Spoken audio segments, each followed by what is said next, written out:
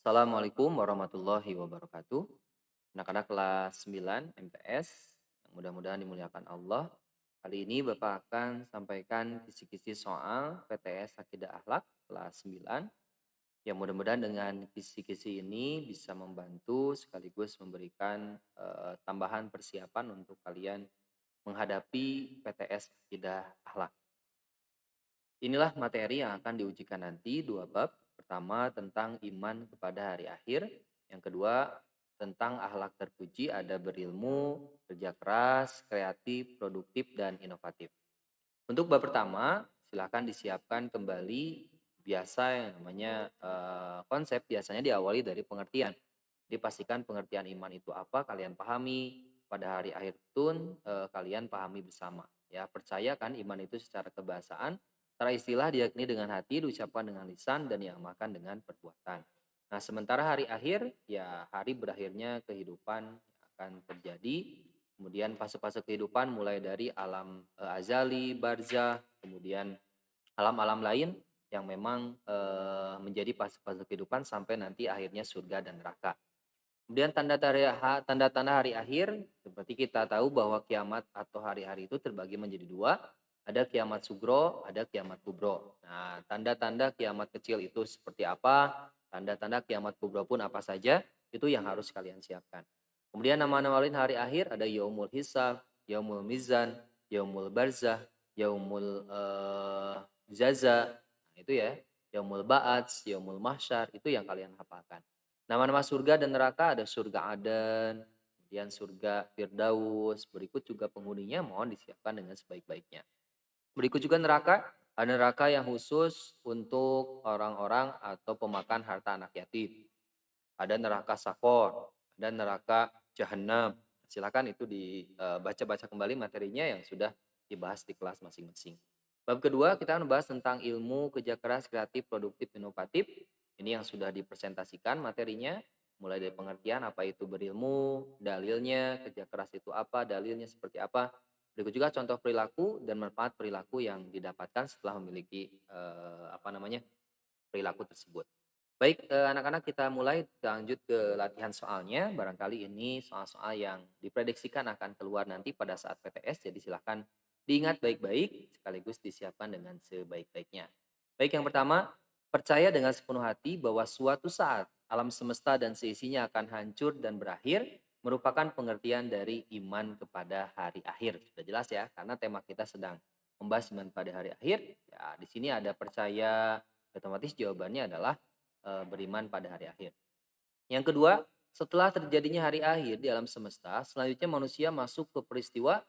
Nah, setelah terjadinya kiamat, maka nanti manusia akan dibangkitkan kembali. Nah, dibangkitkan kembali ini disebut dengan yaumul ba'ats. Jadi dua jawabannya adalah A. Kemudian yang ketiga, alam-alam gaib yang berhubungan dengan hari akhir, kecuali. Nah, hati-hati terkecoh dengan kecuali, berarti kecuali ini yang salah. Yaumul hisab ada berkaitan. Yaumul mizan pun ada, yaumul ba'ats pun ada, yang tidak ada adalah yaumul lail. Yaum itu hari, lail itu malam. Jadi tidak bersangkut paut. Yang keempat, yaumul mizan merupakan peristiwa. Mizan itu hari penimbangan. Berarti jawabannya hari dikumpulkannya manusia di padang mahsyar untuk ditimbang amal perbuatannya. Yang kelima, berikut ini merupakan perilaku dalam kehidupan sehari-hari yang mencerminkan beriman kepada hari akhir. Nah, ada kecualinya lagi, berarti pastikan jangan sampai terkecoh. Jawabannya adalah mendekati dan memperbanyak maksiat. 5D. 6. Neraka yang dipersiapkan bagi orang yang memakan harta anak yatim. Berarti apa? Neraka sakor atau neraka sair? Neraka sair. Jawabannya ya. Berarti nomor 6 jawabannya D. Selanjutnya yang ketujuh, kemampuan kecakapan atau keahlian yang dimiliki seorang atas ilmu tertentu yang terdapat dan dapat memberikan manfaat bagi diri sendiri maupun orang lain. Merupakan pengertian berilmu. Jawabannya. Kemudian 8, dalil yang menjelaskan tentang berilmu tercantum dalam Al-Quran. Nah, kira-kira yang mana? Ini populer ya ayatnya. Iqra bismi rabbikal ladzi khalaq, khalaqal insana min 'alaq. Iqra wa rabbukal akram allazi 'allama bil qalam, 'allamal insana ma lam ya'lam. Yang ke-9, berikut dampak positif berilmu bagi diri sendiri, kecuali ilmunya semakin luas, ya benar. Dapat mempermudah usaha yang dimiliki, hidup lebih bermanfaat, mempermudah orang lain untuk mendalami suatu ilmu. Nah, kira-kira jalannya mana? Dampak positif orang yang berilmu. Ilmunya semakin luas, dapat mempermudah, hidup lebih bermanfaat, mempermudah orang lain untuk mendalami suatu ilmu. Kira-kira jawabannya adalah ilmunya semakin luas, benar atau tidak? Antara A dengan D, mempermudah orang lain untuk mendalami suatu ilmu. Jadi, jawabannya adalah lebih tepat adalah A. 10. Semakin meyakinkan masyarakat akan pentingnya sebuah ilmu merupakan salah satu dampak positif bagi diri sendiri, orang lain, atau lingkungan. Ya, ini lebih kepada lingkungan. 10C. 11. Apa pengertian dari kerja keras? Kerja keras artinya bekerja dengan sungguh-sungguh, penuh semangat untuk mendapatkan hasil yang diinginkan. 12. Hasil dari cipta karya seorang tanpa meniru orang lain merupakan pengertian dari kreatif. Ya, ini ya, kreatif. Hidup lebih layak, berkecukupan merupakan salah satu contoh dari dampak positif sikap kreatif. Jawabannya adalah A. 14. Gemar berlatih melakukan kegiatan yang menghasilkan. Nah, kata kuncinya menghasilkan. Berarti produktif.